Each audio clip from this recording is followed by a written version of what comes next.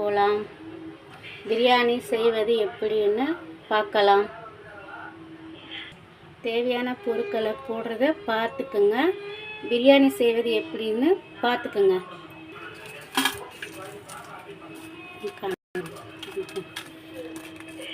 ரெண்டு பட்டை, பிரிஞ்சி இலை, இது அன்னாசி பூ, இது சோம்பு, 3 லவங்கம், 2 ஏலக்காய்,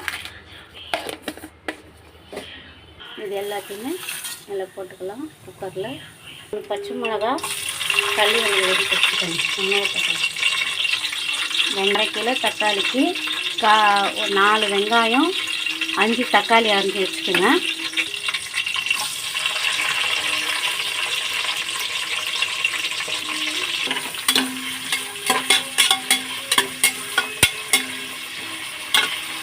கொஞ்சம் வெங்காயம் போட்டு கொஞ்சம் பேஸ்ட்டு மாரி அரைச்சிக்க. ரொம்ப பேஸ்ட்டு மாரியில் சும்மா கொஞ்சம் குறன்னு.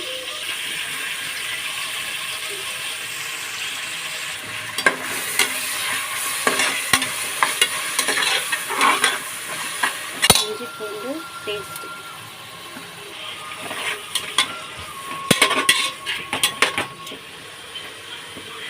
தக்காளி போட்டுக்கணும்.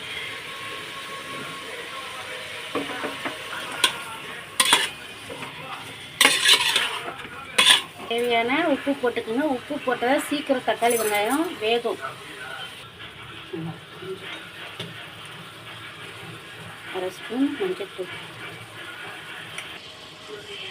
1 ஸ்பூனு மிளகாய்த்தூள், தனியாத்தூள் 2 ஸ்பூன், கரம் மசாலா தூள் 1 ஸ்பூன்.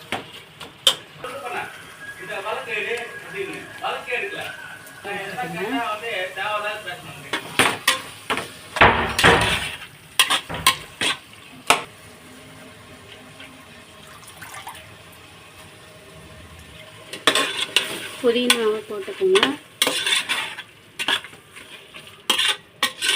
1/2 கிலோ அரிசிங்க. 1/2 கிலோ அரிசிக்கு 1/2 கிலோ சிக்கன் கறி போடுறோம்.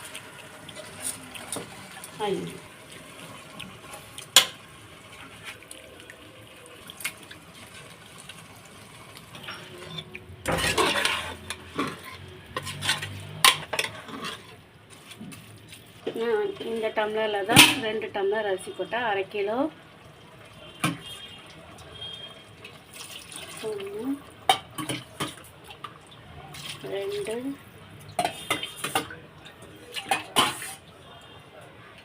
3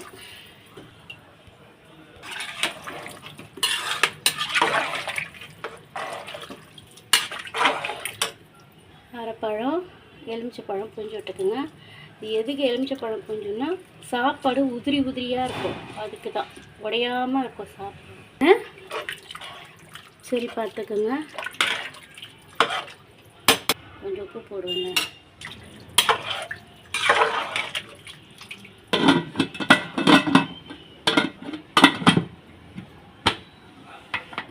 இப்போ ஒரே ஒரு விசில் தாங்க வைக்கணும்.